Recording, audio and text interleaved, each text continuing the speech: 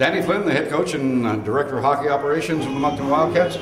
Wow, 5-1. Did you expect that kind of performance tonight? Well, I think the game was probably closer than the score. It was 2-1 for probably the first half of the game, and we got 2 key power play goals in the second to get that 4-1 lead. But I thought our guys did a good job of playing good, sound two-way hockey, and they have so much firepower and have so much skill that you have to play a good, sound two-way game or they'll burn you. It looked like they were out of sync, though, Danny, for most of the game. Well, I as a coach, you generally watch your team more than the other team.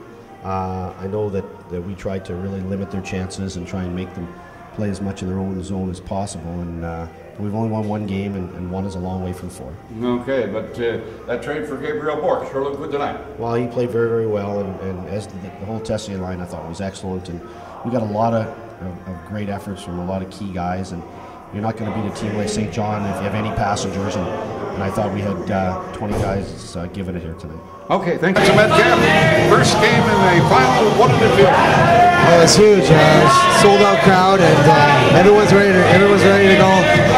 We all knew it's going to be a real tough series, so we played well and we deserved the win, and it's going to be a tough series. So we'll see how it goes. Was the score indicative of the game? Do you think?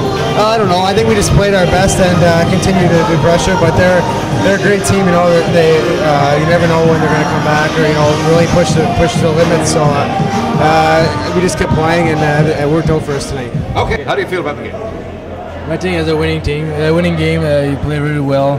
We play hard. We play like the since then, but just 1 win is a long wait for. So you have to be humble and be ready for the next game. Okay, what were you thinking when you saw the empty net and you came in over the blue line?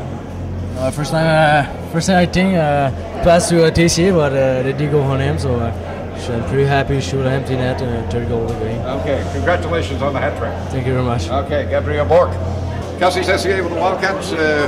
That bit of a 5-1 run was really unexpected, wasn't it? Yeah, definitely. You know, we came out hard, but they came in the battle right back. So, you know, we got to give them credit. They played hard tonight. We got some goals on the power play. I think that's what helped us. It seemed, though, Kelsey, that they were just a little out of sync, a little unexpecting the power of the Wildcats. I don't know. You know, I think they did a lot of videos, and I think they know what to expect. We play them.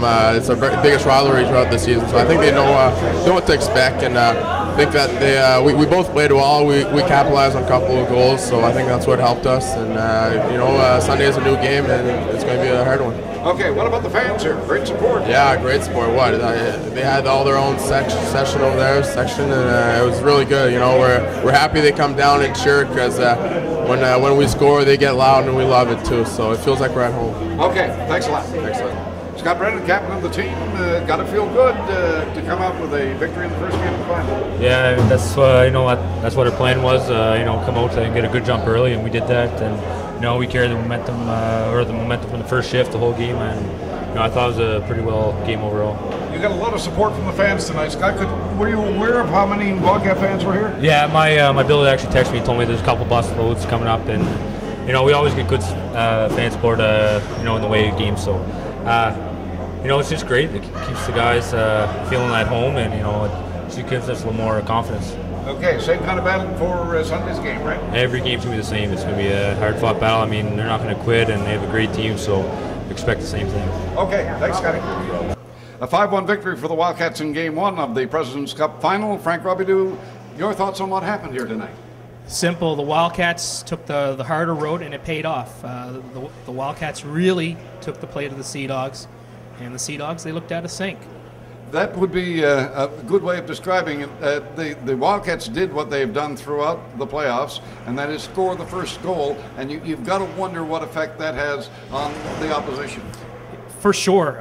It started 14 seconds into the game. Brandon Gormley, from the point, and the Wildcats meant business on that first shift. St. John came back, tied it quickly, but you could sense that the Wildcats were in control, I thought, for most of the game. Yeah, the special teams made a difference in the second period, where the Wildcats they took advantage of the power plays that they had. At one point, they had a 2-man advantage. 30 seconds left, they scored. Then I think the turning point when it came to the specialty teams in that second period was the 4-minute penalty to Gallia for the slew foot. and the Wildcats made it count as well. Yeah, it was one of those games where, again, you wonder about the depth of the Moncton Wildcats because they seem to be able to pull it out. Here they were tonight without Nick Deschamps, one of their leaders, but they seem to have just the extra edge.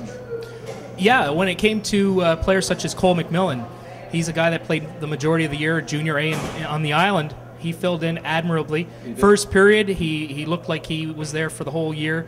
I think he was the best player in probably the first 10 minutes of the game for the Wildcats, and it's nice to have that depth. And you look at the Saulnier twins, again, we talked about them all year, but you look at them, and here they are on the fourth line, and they are providing energy that any coach would envy.